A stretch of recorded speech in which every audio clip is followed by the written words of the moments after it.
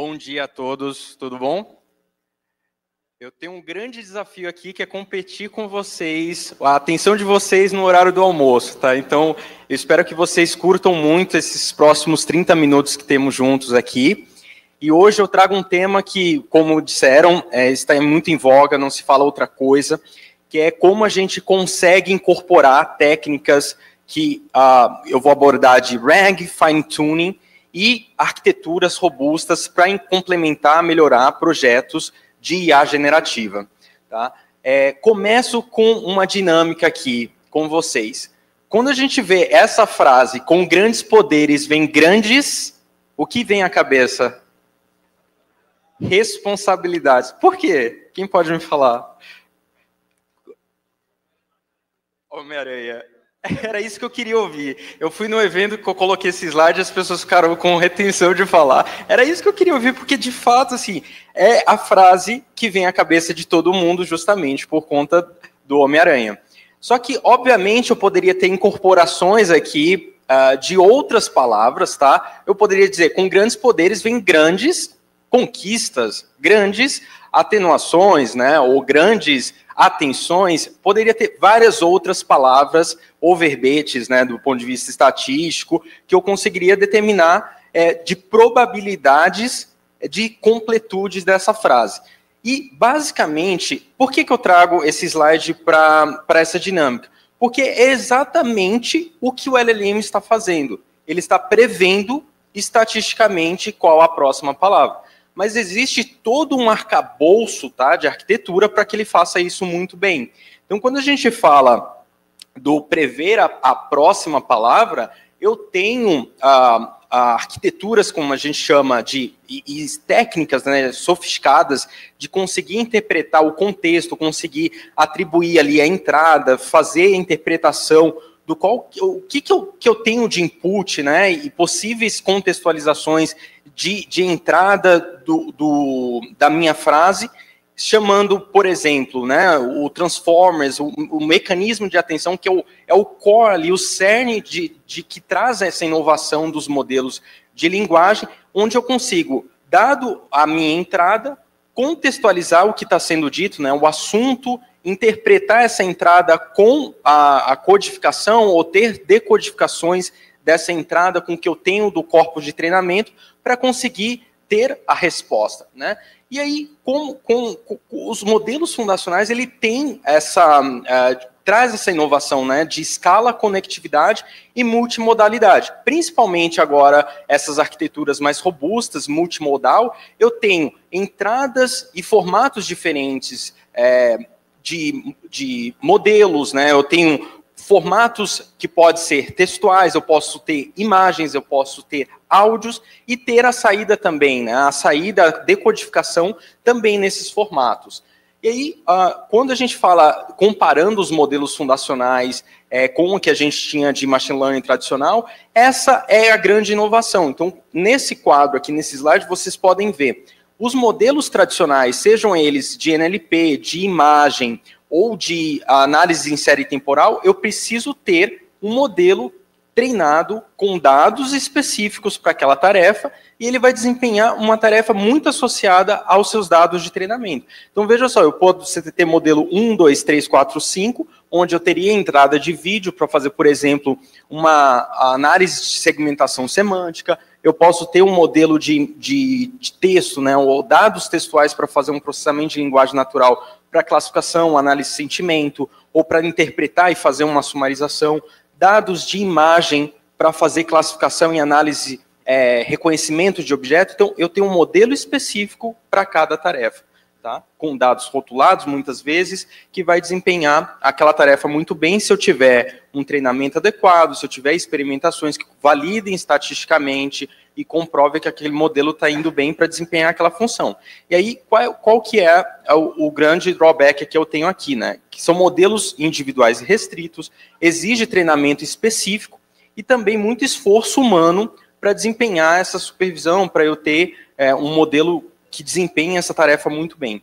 Em contrapartida, os modelos fundacionais, que é aqui o advento da IA generativa, eles são modelos muito grandes e muito genéricos, né? Então, nessas arquiteturas de modelos, eles já são treinados com bilhões, trilhões de parâmetros, sem contar assim, o volume de terabytes, petabytes de informações, com dados não rotulados, para que eles sejam genéricos o suficiente para desempenhar muitas tarefas em conjunto. Então, eles são modelos multitarefas, tá? Nessas arquiteturas. Quando eu tenho essa pluralidade de tarefas, eu vou ter outros artifícios, outros arcabouços para que o meu modelo desempenhe essa tarefa. Eu não preciso treiná-lo continuamente ou toda vez para desempenhar uma função. Então, olha algumas estratégias aqui que a gente coloca no slide para que ele desempenhe essa função. Uma delas é o prompt, é a mais fácil, né? Então, ter engenharias de prompts com instruções para que ele faça um processo de sumarização, extração de entidades, ou classificação, Q&A, né, faço perguntas e respostas, mas eu posso ter outras técnicas também para ajustar esse modelo. Uma delas é o fine-tuning, que eu ajusto o peso desse meu modelo, é como se eu retreinasse meu modelo do zero novamente, para que ele desempenhe uma função muito mais específica e com critérios de assertividade melhores, tá? Obviamente que vai depender do caso de uso, e é o que a gente vai abordar aqui hoje na palestra. Tá? Os modelos fundacionais, como que eles representam os nossos dados? Basicamente, eu tenho a serialização ou a representação do meu conjunto de dados de forma vetorizada, o que a gente chama de embeddings. Tá? Essa representação vetorial contém um conhecimento agregado das informações que o meu modelo está inferindo, né, num processo de inferência, o que ele foi treinado. Então, numa sequência de frases aqui, eu posso ter os embeddings que dão ali aquele contexto, ou eu posso ter a imagem com a representação vetorial dos canais RGB, dos contornos, bordas, que vão serem utilizadas de forma serializada no processo de inferência e interpretação do modelo. No caso da imagem, poderia ser um modelo de Stable Diffusion. No caso do texto, poderia ser um LLM. Ou eu ter modelos multimodais com múltiplos formatos. Né? E aí, dado essa serialização, ou essa representação vetorial do meu conhecimento, eu tenho pesos atribuídos nessa arquitetura muito grande, muito sofisticada, para ele desempenhar aquelas tarefas que a gente falou no início. Né? Que eu tenho na arquitetura do Transformer, no caso do LLM, a contextualização na entrada da frase, a interpretação de possíveis saídas, dado o meu corpo de treinamento, ou o contexto que eu estou inserindo como informação adicional. E é justamente essa palavra mágica aqui, contexto, que a gente começa a abordar agora na arquitetura de RAG. Eu estava na palestra passada e foram citadas várias vezes aqui a questão do RAG, né? Você fornecer dados de ground truth, dados de contexto, para que o modelo desempenhe uma função melhor.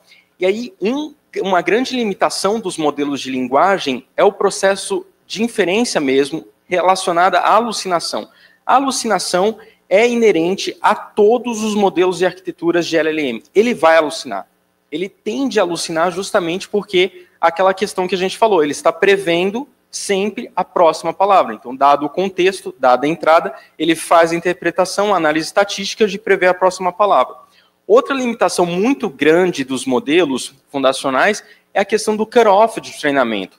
A base que foi utilizada no treinamento, ela tem uma limitação do ponto de vista de updates. Né? Então, o modelo ele pode ser treinado, por exemplo, até o dia 18 de setembro, e ele vai ter toda a base de conhecimento no corpus de tudo factual que aconteceu, do que ele tem de conhecimento até a data de hoje. Depois disso, qualquer inferência que eu faça direta ao modelo, ele vai conseguir interpretar somente de dados da data de hoje e passados. Dados novos de contexto, ele não consegue interpretar. E é aqui que a técnica de RAG entra para melhorar e resolver esse problema. O RAG, para quem nunca ouviu, significa Retrieval Augmented Generation. É uma técnica de inteligência artificial, uma técnica sofisticada, onde eu utilizo de dados de contexto, tá? Dados de ground truth, para ajudar a incorporar esses processos de inferência ao meu modelo. Tá? E aí ajuda justamente nessa questão do cutoff, porque eu sempre estou passando dados de contextos atualizados do que eu quero que o modelo interprete ou realize de função, e tem a questão da alucinação, porque se eu forneço dados de contextos que são específicos àquele assunto, né, e são dados confiáveis, o modelo vai tender a alucinar cada vez menos, né? Ou a propensão de alucinação é muito menor, né? Você tem uma atenuação de alucinação e isso ajuda muito, principalmente em aplicações corporativas, onde eu preciso dar dados de contextos corporativos, dados sensíveis, para que esse meu modelo desempenhe tal função, tá?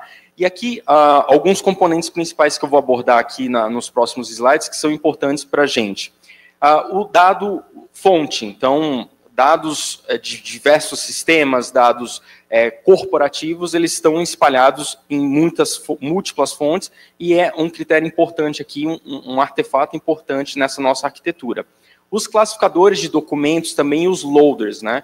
Então, eu tenho frameworks como LangChain, o Llama Index, entre outros, que a gente também vai abordar aqui, que são importantes para esse processo de ingestão e incorporação do dado, tá? O tagueamento e o embedding, né, o modelo de embedding também desempenha uma função extremamente importante aqui para o resultado e eficiência do meu modelo, que é qual que é o modelo de embedding que eu vou utilizar, dado a minha dimensão vetorial que eu tenho desse meu modelo, dado a língua que eu quero que esse meu modelo desempenhe. Então, a gente fala muito do Multilingual e Five-Base, que é um modelo de embedding open, utilizado pela Hugging Face na maior parte das aplicações corporativas, que são modelos, um modelo que ajuda muito, por exemplo, quando eu tenho a saída em português ou espanhol. Agora, eu tenho modelos específicos que são só para inglês. Então, essa questão da língua também, a escolha do modelo de embedding é muito importante. A questão do chunking, estratégias de serialização dessa minha informação. Tem outras limitações que a gente não comentou aqui ainda, que é a janela de contexto do meu modelo, né? Como que eu garanto que o corpus que eu quero de inferência, o que eu estou passando de contexto, ele contém ou está contido, né, nessa minha janela de contexto do meu modelo, isso não vai estourar no processo de inferência, ou se é muito maior, né, a quantidade de informação que eu quero passar de contexto, eu vou serializar isso em blocos, que a gente chama de chunk. Então, eu pego trechos ou informações e faço esse compilado no processo de inferência. E algumas outras artefatos aqui nos bloquinhos que vocês estão vendo que são extremamente importantes. Então, a query, a pergunta do usuário, né, o modelo de embedding, como a gente falou, é extremamente importante. A base de dados vetorial, como é que eu armazeno esses dados de contexto e como que eu vou, qual que é a melhor forma e estratégia de armazenar essas informações. E aí o prompt, geralmente, com a instrução, né, então a estrutura do prompt vai conter a instrução, o contexto, que é a informação que eu vou passar do reg, e o que eu quero de resposta com as parametrizações, né, quantidade máxima e mínima de tokens, se eu quero que ele gere um conteúdo novo, né, se eu quero que ele seja mais assertivo, então eu tenho parâmetros específicos para ajustar como eu quero a resposta. A escolha do LLM é muito importante também, mas lembrando, né, o LLM por si só ele não resolve todo o problema. E é por isso mesmo que a gente vai descer mais no nível de detalhe, porque o RAG é tão importante nos cenários de aplicações de IA generativa. Então, contextualizando um pouco melhor e exemplificando de uma maneira simples, né, essa técnica do RAG, no processo onde eu faço uma pergunta, como está o clima hoje? Se eu fizesse essa pergunta para qualquer LLM, a tendência dele de alucinar e dar uma resposta muito errada é enorme. Por quê? Eu não estou passando nenhum dado de contexto. Então, ele pode ter informações de clima do Rio de Janeiro, de São Paulo, de Nova York, de Londres, de qualquer outro lugar. Porque eu não passei, eu não fui específico nesse critério, né, no contexto. Agora, e se eu passasse uma contextualização da localização, né, da data, temperatura e informações climáticas que eu quero que o modelo use como base para dar a resposta para o meu usuário? Esses dados de contexto que vocês estão vendo aqui é puramente a essência do RAG. Eu estou direcionando quais são as informações e os documentos que eu quero passar, que eu quero que o modelo utilize como base para responder. Então, ao invés de ele ser genérico e responder qualquer coisa, eu quero que ele seja criterioso em utilizar essa base de contexto para gerar resposta para o meu usuário. Então, é um exemplo muito simples que vocês estão vendo aqui, mas que exemplifica o RAG na sua essência. Então, vejam só, quando eu lanço essa pergunta com o contexto, referenciando esse contexto, o modelo assertivamente conseguiu inferir e dar essa resposta, né? Com base nas informações fornecidas, a localização Rio de Janeiro, data dia 26 de junho, e as condições atuais é de 29 graus. Então, o modelo consegue acertar porque eu passo uma base de contexto, tá? E aí, eu poderia ter dados muito mais complexos, como, por exemplo, um manual de 500 páginas de um submarino, ou informações jurídicas, né, informações de engenharia de uma empresa, onde eu tenho múltiplas fontes de informações, múltiplos arquivos, documentos de referência para gerar essa resposta. E aí eu tenho técnicas sofisticadas de RAG para que ele faça isso muito bem. Lembrando, né, do chunk que a gente citou, eu não vou passar os 500 nesse cenário onde eu tenho essa complexidade, é inviável que eu passe as 500 páginas do PDF e assuma que o modelo vai responder assertivamente, informando as 500 páginas. Então, eu tenho estratégias de busca por similaridade ou busca semântica, onde o modelo é capaz, a partir do resultado da busca, saber quais são os trechos relevantes, de informações relevantes, onde ele vai utilizar isso como base e critério da sua resposta. Tá? Bom, então, quando eu tenho esse processo de busca por similaridade, busca semântica e estratégias de ranqueamento desse chunk, se eu tenho um documento muito extenso de 500, 1000 páginas, ou múltiplas referências sobre aquela informação em diversas fontes, a busca por similaridade ela vai nos pontinhos aqui, onde vocês estão vendo, representado em lilás, e trazer do contexto exatamente o que é relevante para gerar a resposta. Somente aquilo que eu quero responder. Isso é importante por outros critérios também, porque lembrem-se, quando eu faço o processo de inferência em qualquer LLM, o custo cobrado pelos providers é pela quantidade de tokens. Então, por mais que eu tenha hoje modelos sofisticados com uma janela de contexto muito grande, se você passa uma janela de contexto com muitas informações, se eu passo uma janela de contexto com as 500 páginas do PDF, o que vai acontecer? O meu custo de inferência vai ser altíssimo.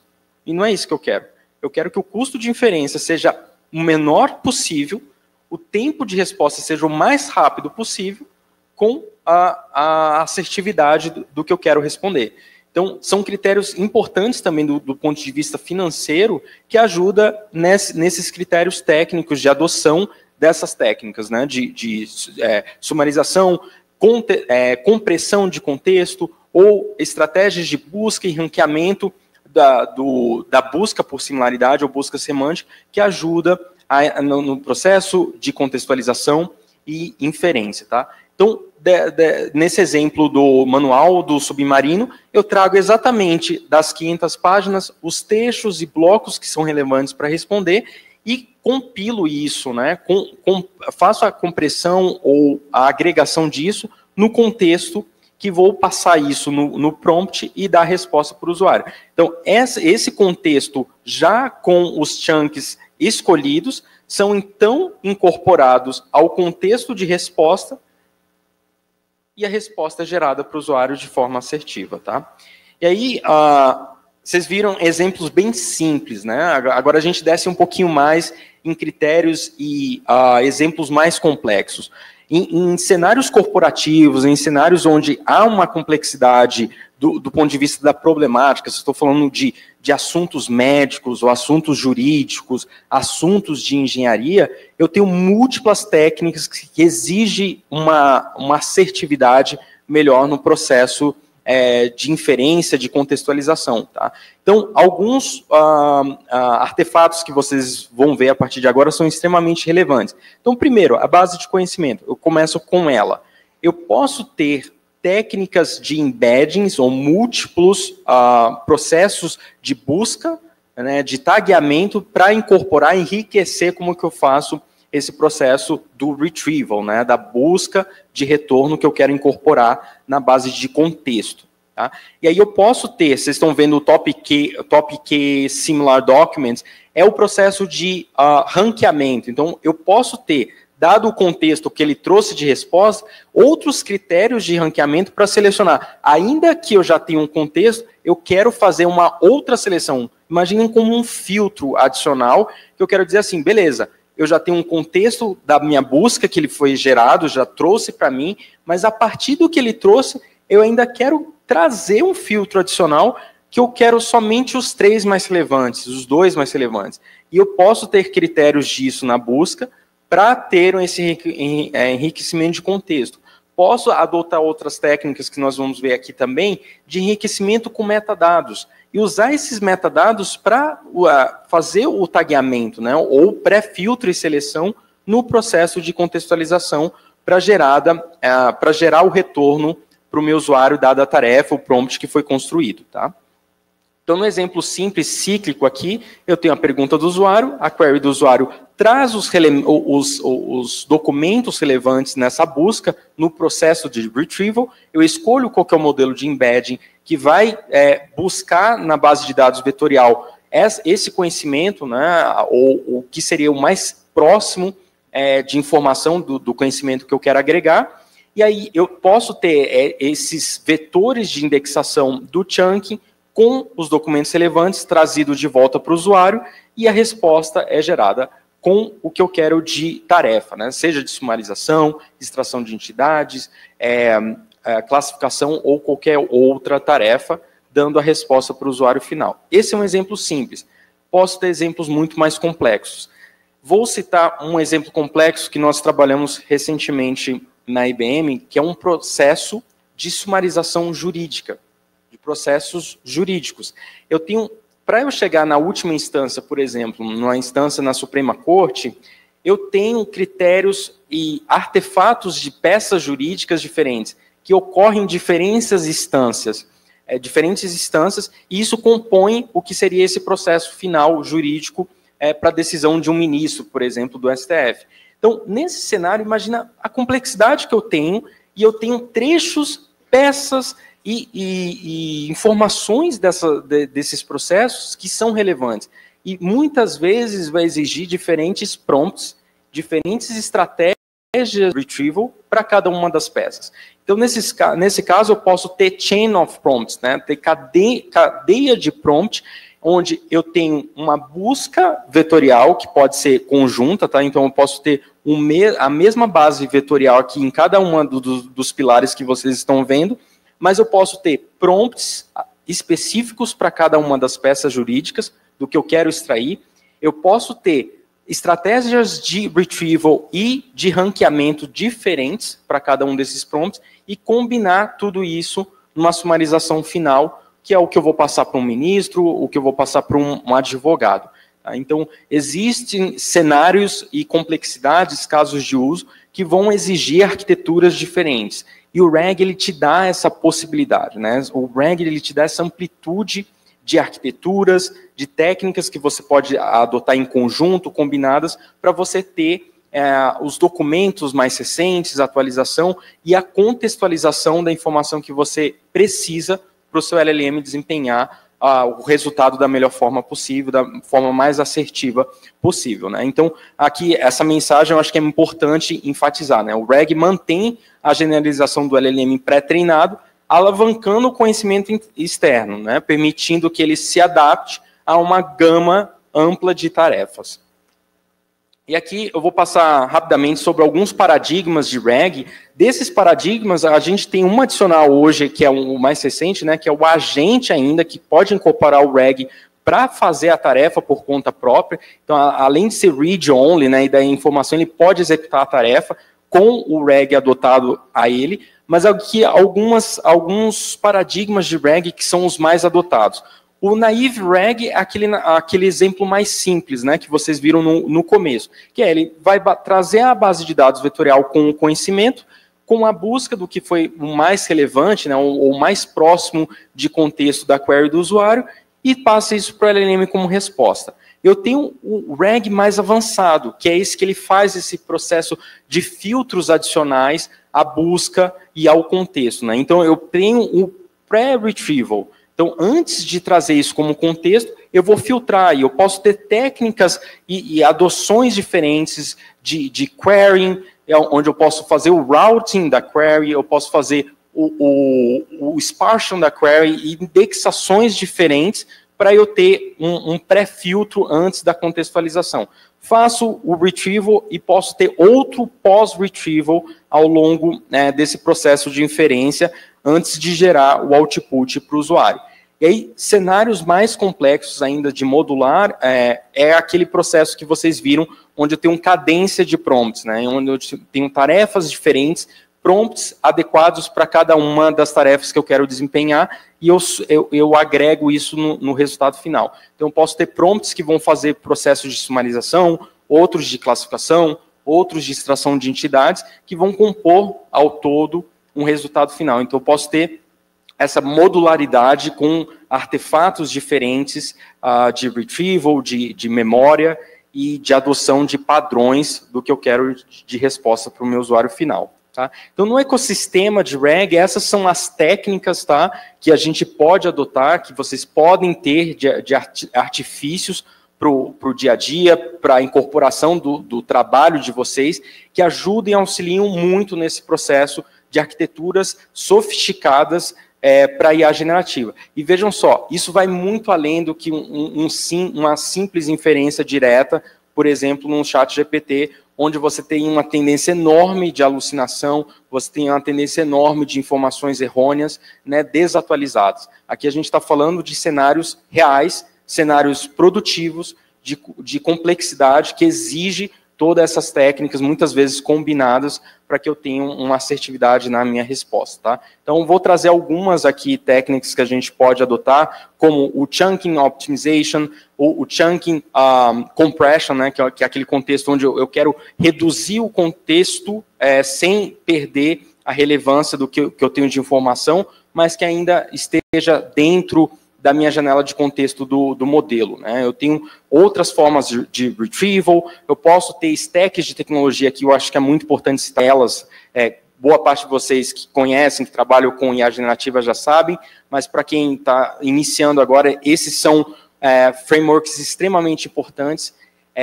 no dia a dia, como o LangChain, o Llama Index, o AutoGen, né, para experimentações iniciais, onde eu quero ver ali o resultado do meu modelo, o resultado do RAG. Então, são técnicas e frameworks que a gente adota muito no dia a dia e eu super recomendo. Tá?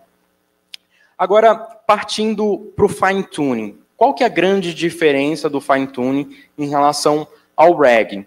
O fine-tuning ele é útil justamente para customizar para casos muito específicos. Então, imagina tudo isso que a gente viu do arcabouço do ecossistema de RAG, onde eu preciso que o modelo seja muito específico e muito bom para uma única tarefa, ou para determinadas tarefas. Então, a analogia que eu sempre falo é assim, tudo que a gente viu até agora é o médico generalista, né? É o especialista genérico, que ele sabe todas as áreas, mas não sabe muito bem.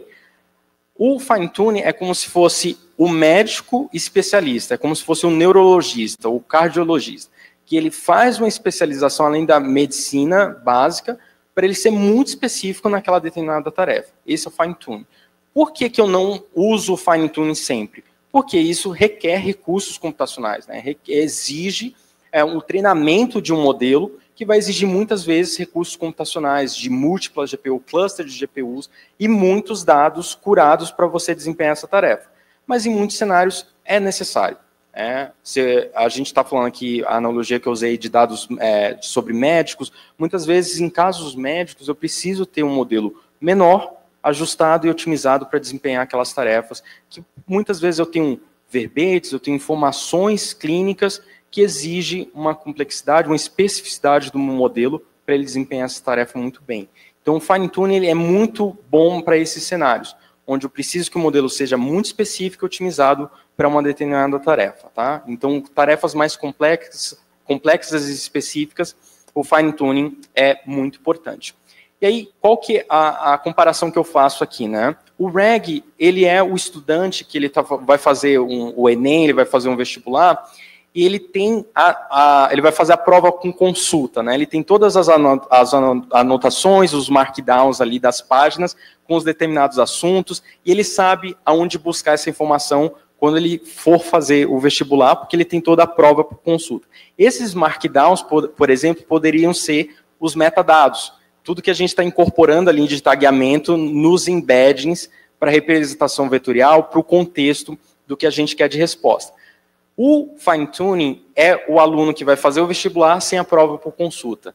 Então, ele precisa treinar todo o conteúdo e decorar esse conteúdo para o momento da prova, o momento da inferência, ele desempenhar aquela função, conseguir responder e passar na prova muito bem, sem nenhuma informação de contexto, né? Uma informação que ele vai consultar no momento da inferência. Então, ele tem que ter esses dados prévios armazenados na sua memória, ou seja, é o corpus de treinamento, tá? Então, essa é uma excelente analogia para a gente comparar os dois. E óbvio que o melhor dos cenários, em muitos casos, é o combinar ambos, tá? É um equívoco, muitas vezes, que as pessoas pensam, que ou você usa RAG ou você usa fine-tuning. Em muitos cenários, você vai usar os dois. E os dois, muito bem combinados, eles dão resultados muito bons. Você pode ter um modelo específico, um modelo menor, tá, ajustado para aquela tarefa, e aí você passar dados de contexto daquela disciplina. Então, que eu estou combinando o RAG com contextualização de informações atualizadas, e eu tenho um modelo fine-tuning otimizado para desempenhar muito bem aquela tarefa. E quando eu tenho esses dois cenários, aqui eu convido vocês a conhecer o InstructLab. O InstructLab é um framework desenvolvido pela Red Hat e pela IBM, que ele faz todo esse processo, tá, de geração de dados sintéticos e fine-tuning dos modelos. E é open, então vocês podem utilizar, eu vou passar logo o Git para vocês terem essas experimentações. Ele vai permitir você criar um modelo fine-tuning, utilizando dados sintéticos, incorporar dados e taxonomias, dados corporativos e taxonomias específicas de abrangência de conhecimento específicas para fazer o processo de fine-tuning. E esse modelo pode ser ingerido e incorporado justamente em arquiteturas de RAG. Então, é uma combinação dos dois mundos e eu convido vocês a conhecer, tá? E aí, os modelos treinados, sendo o fine-tuning pelo InstructLab, ele tem uma consistência uniforme, independente do modelo base. Então, você pode escolher o modelo base que você quer para o treinamento, usar técnicas como LoRa, QLoRa, para fazer o fine-tuning, e ele incorpora essa taxonomia de conhecimento específico de uma área de negócio para fazer o processo de fine-tuning dos modelos, tá? Então, escolher o modelo base também é muito importante por esses critérios aqui que vocês estão vendo, a combinação resultante do que a corporação vai consumir, ser dados que são transparentes, então eu sei que o modelo está usando para corpo de treinamento, então tudo isso é muito importante na escolha do modelo base no processo de fine-tuning, e aí você tem toda uma lista completa ali que você pode usar nos modelos de base para o fine-tuning fazer esse processo de para o InstructLab fazer o processo de fine-tuning, tá?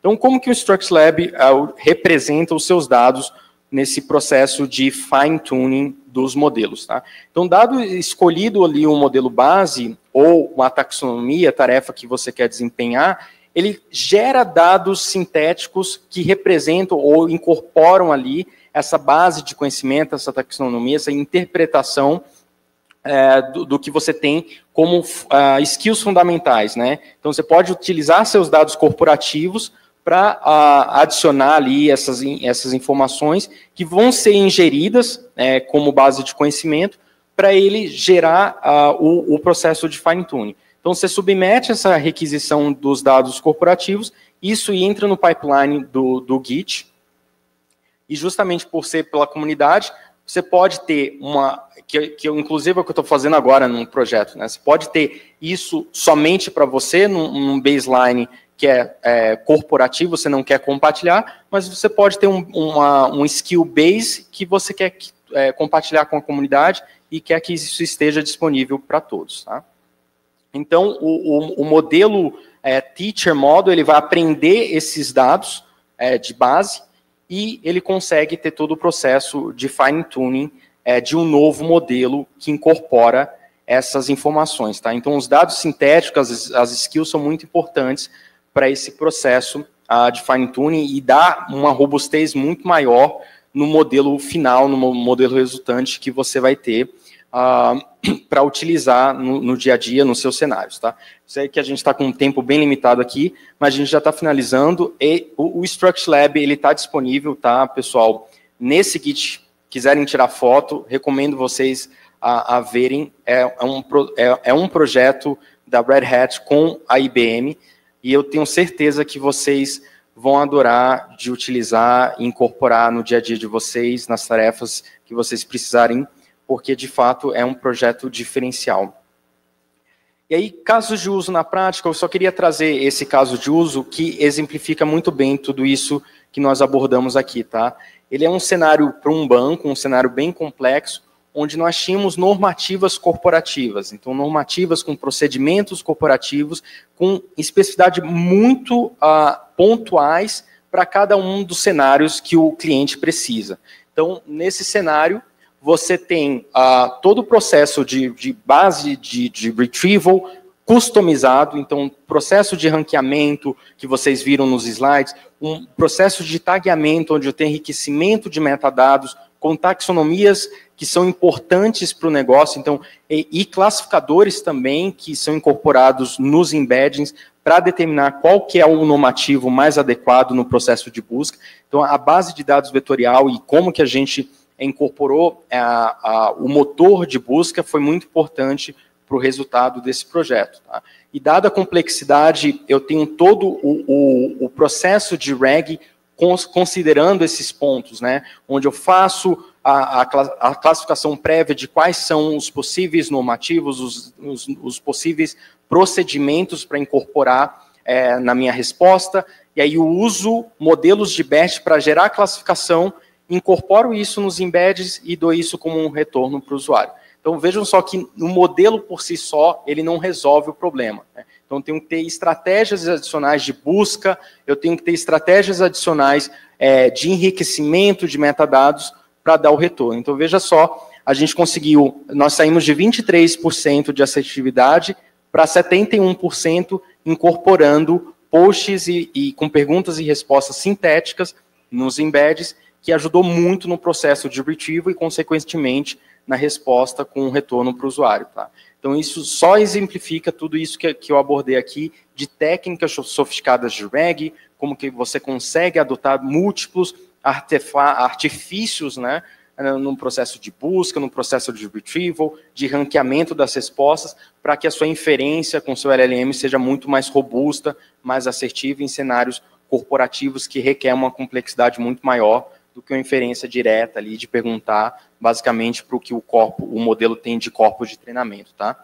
E aí, por fim, pessoal, esse é o último slide, eu sei que o nosso tempo estourou já, mas de conclusões, né? A primeira grande conclusão é que LLMs sozinhos, o LLM por si só, ele não vai resolver o problema.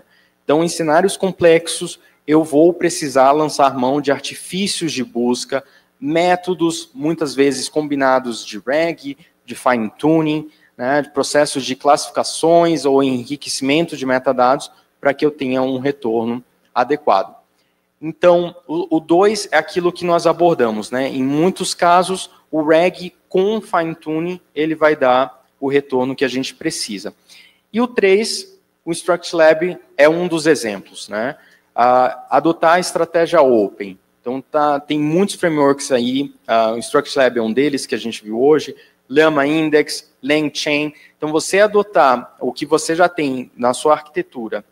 No nosso caso, a gente usa a nossa plataforma de IA generativa, é o watsonx, na IBM. Mas a gente combina também essas estratégias open. Muitos dos cenários e abordagens que eu referenciei aqui, eu estou usando o LangChain, estou usando o Llama Index para fazer todo esse processo de incorporação da base de dados vetorial, fazer o processo de retrieval das informações e classificação dos documentos, para eu ter o retorno com um LLM muito mais assertivo e com uma robustez em escala corporativa, tá? E aí, finalizando, eu abro para perguntas, e aqui estão as minhas informações de contato, tá, pessoal? Ficarei muito grato se vocês entrarem em contato. Beleza. Vamos fazer só uma perguntinha rápida aqui, que está com a mão levantada, mas infelizmente nosso tempo de perguntas está bem espremidinho. Não, olha, acho que primeiro de tudo agradecer aí, a palestra foi incrível, né? Vou tentar ser breve, mas, por exemplo, você falou de um exemplo, né, de você fazer uma análise de um caso jurídico, né? Você tem um universo de dados onde geralmente as respostas elas não são binárias, do tipo 2 mais 2 são 4. Né? Você vai ter toda uma base interpretativa. E você coloca que no final da cadeia, por exemplo, você está entregando uma informação para um ministro.